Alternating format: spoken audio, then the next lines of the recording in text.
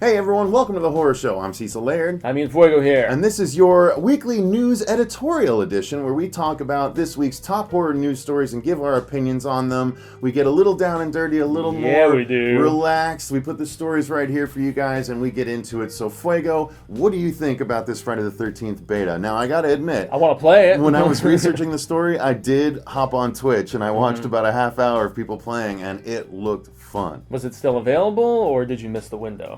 I think I missed the window. I didn't really try because, frankly, if I don't have a way to capture it, there's no real point in me playing it just yet. Feel you. So I thought maybe just for curiosity's sake, because I know how much you love the series. I was tempted, but I feel like anything I do with horror now needs to be recorded, documented for all of you people. Yeah. Damn it! Exactly. So, what do you think, though? Are you excited? I love the dueling roles. I love how you can be both Jason, just carving through the camp counselors, or you can reverse the roles and do what seems to be what you would expect people to do, but I think there's more people wanting to maim, hurt, kill, all that stuff. It looks so cool. It seems like they mixed Slender Man with the Jason franchise because the counselors, basically there's the big campgrounds and there's cabins that are spread out and there's a tent area and there are basically things that the counselors need to get, a battery for the car, the keys for the car, gasoline for the car. So they need kind of survival horror in that aspect? A little bit. Maybe? They need to find these items which move every match,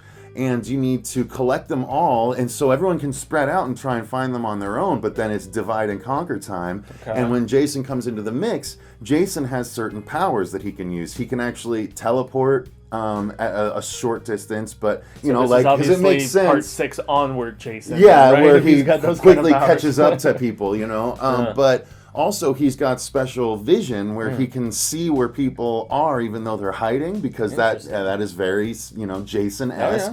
Oh, yeah. So it was exciting to see these things in play. I'm really pumped to get my hands on the game, and frankly I'm pumped to convince you to get an Xbox One because Marsha has one, so Andrew cheap has now, one, damn it. I have one, and if you have one, then we can have a 4-person counselor group trying to escape while we get someone else. I have a couple of other friends with Xboxes that could play Jason. Well, you're giving some clarification, I should say, that I was curious about because I was wondering if the beta was of the multiplayer aspect or the added single-player stuff that you said. It's just the multiplayer. Later. And here's the thing. I saw a bit ago that someone commented that the game is only for PC, and if that's the case, I apologize for misleading, but I was under the impression it's for the consoles as well. I'm hoping so. Or maybe an initial port, and then later on they'll wider range. So if I'm wrong about that, I apologize. But I would imagine a property this big is not going to stay. I'd be so surprised. No, I imagine it'll get ported eventually. But nonetheless, the multiplayer aspect is super exciting. Sweet. Well, more super exciting stuff is the fact that the Stephen King Assance, as I've been calling it, is still in full swing. 2017 is going to bring so much more stuff, including a Mr. Mercedes TV show. Kate Lynch, I believe her name is. Kelly Lynch. Sorry, guys, I had to consult my notes there briefly. Kelly. But yeah, Kelly, I love her so. Now, Kelly Lynch was a babe who was on. She was in Drugstore Cowboy originally with Matt Dillon, but most people probably know her right now in a series called Magic City that stars Jeffrey. Kelly Lynch in The Chase? Kelly Lynch? No, that was Buffy the Vampire Slayer, Kristy Swanson. Oh, that was Kristy Swanson. Okay, yeah, sorry. Yeah, but Kelly Lynch was super big-tastic still, and most people know her now on Magic City, which is a show that stars Negan himself, Jeffrey Dean Morgan, as a guy who's like running a casino or a hotel or something. He's got like mob support. I've never seen it, but apparently Lynch is on there as the sister of one of his dead wives. So she's got a recurring role on that, so that's what most of you noobs might know her as. But she's going to be in Mr. Mercedes as the killer's mother. And then we also got word that Russell Crowe is going to lead Revival, which I'm about to start Revival. It's a recent Stephen King book from 2014 that's supposed to be very Frankenstein-esque. It's about a preacher. His family dies, and similar to Pet Sematary, he's trying to figure ways to get them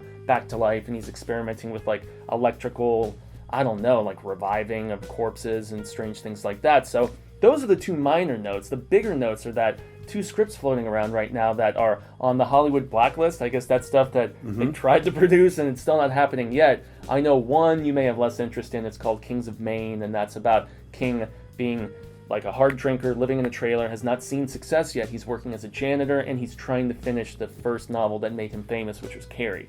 Second one is where I think you're going to be interested. It's called Maximum King, and it's about him directing Maximum Overdrive in 1985, and how crazy King probably was at the time, and I know you like that podcast. The How did this dudes get did made? See, about that's it. the thing. I'll just go back and listen to that if I want. I don't know if I want to watch a whole thing about it. But it's supposed to be like a satirical look at just the production of that film. I think that could be kind of funny if they.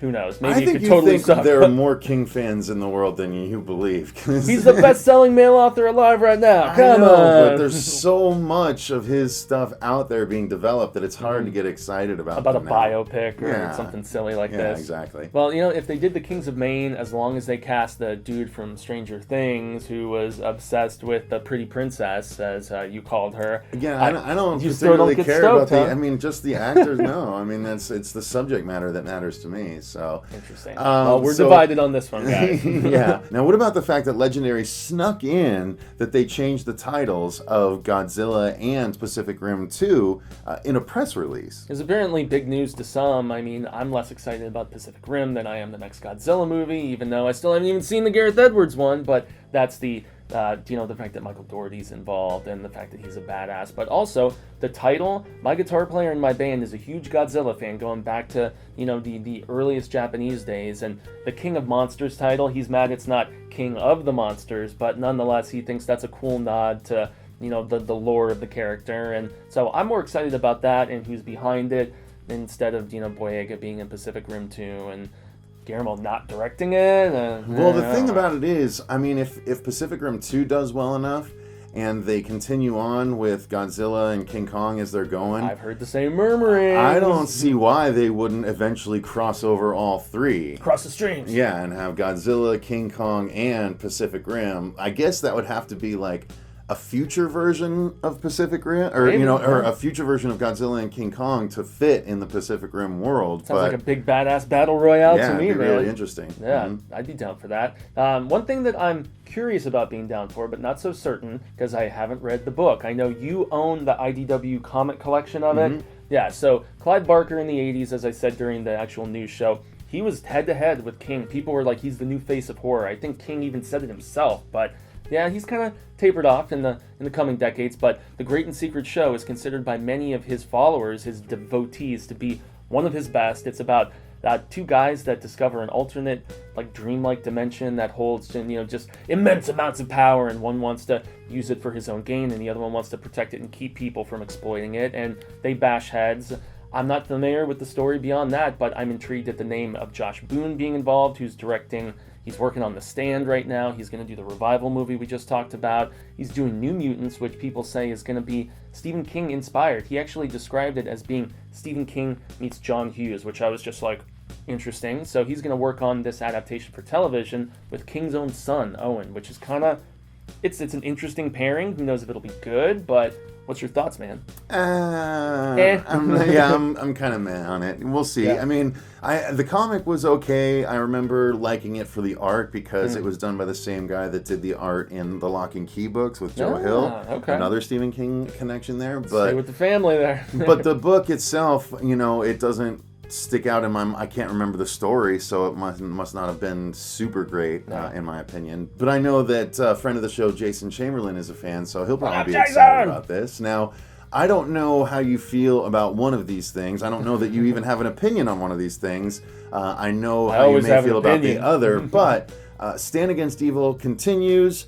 Salem discontinues. So, I don't know. I watched the first 2 seasons of Salem, and it was okay. Yeah. I kind of trudged through the back half of the second season. It got more interesting once the devil finally showed up and everything like that. But I am not eager to finish the 3rd season, even though it's going to end the series. Although, now that I know it's going to end the series, I will have to finish it. More inclined, because you're a completist. I am. I have to have the full story, no matter how bad the sequel. That's always been a problem that I've had. But Stand Against Evil, if it maintained the level that we saw in the premiere episode, then I do not understand how it's continuing on, outside of the fact that people that don't have stars were hard up for a show like that. But yet if they have or don't have stars and have IFC, that's a little weird. I don't know. I mean, I've seen a little bit of both shows, only the premiere of Stan, and I've seen a few episodes of Salem, and I must admit, I was more compelled by Salem than I was the sheer ripoff that Stan felt to me like. So I don't know. I can't say that I'm too excited or pissed either way. It's almost, as you said on my last story, just a bit of indifference about this one.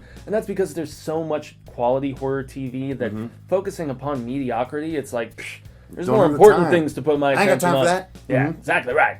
And something that I think, well, maybe both of us will make time for, because I think he needs to be here on the set, is an ASHY SLASHY puppet. Yes. It's funny, a friend of the show, is your trainer actually, Ryan, he was like, dude, I want an ASHY SLASHY puppet, and then lo and behold, days later, the toy provider NECA announced during the season 2 finale, they even tweeted a photo of one of their guys with like the puppet on his hand saying, you can get one of these in 2017, and so that's cool. I think he needs to be here with us. Yeah, for sure. And it's interesting because, you know, the horror TV puppet was made popular with the Angel series because there was the puppet episode of that went crazy, and I've then heard you saw about angel it and puppets haven't everywhere. seen it. Oh, it was great. Yeah. But because that was after Buffy was canceled, right? yes, I believe it was in that season or very nearly. But yeah, it was really hilarious, and so I wasn't surprised to see that this was just as funny and that people went just as wild for it. It was one of the best moments of the second season that I know we disagree a little bit about. I know you said you liked it better than the first season. Yeah, I think I did. Yeah, I liked the first season better, but I felt like one of the top moments for me was seeing him like creeping around, looking with the puppet, and them talking to each other. And I thought when the puppet fought Kelly, it was hilarious. That was good too. Yeah, where she was getting her head in like the piss bowl and all that stuff. It was a pretty damn good season, and this will just get people more excited maybe for the upcoming third season next October. Hopefully so. Yeah. So that's going to do it, you guys. Those are our opinions on this week's top news stories. Thanks very much for joining us. Remember, if you want to watch us do the stories in proper, you go to youtube.com/thekingsofhorror, and you can see us deliver those news stories every Friday. And Fuego, what else do we have for him? We also have to give a shout out. We always do for John Wesley. We always have to mention his serial killer film reviewing on Kings of Horror, because that guy cracks me up. But more importantly, we set up our own store for our merchandise here, so you guys can actually give a gift here this Christmas weekend. Hey, even if it comes, around the new year, who cares? You're still showing the love to both us and to a friend of yours that loves the frightful stuff. You can get our horror show shirt, you can get our own Coexist shirt, only available on our store, and then also some cool mashup horror artists that did some coolness we can vouch for. Absolutely. Click that link in the description box down below. But until next Friday, I've been Cecil Laird. Gracias a Jaime and Fuego. And remember, stay scared. Feliz Navidad.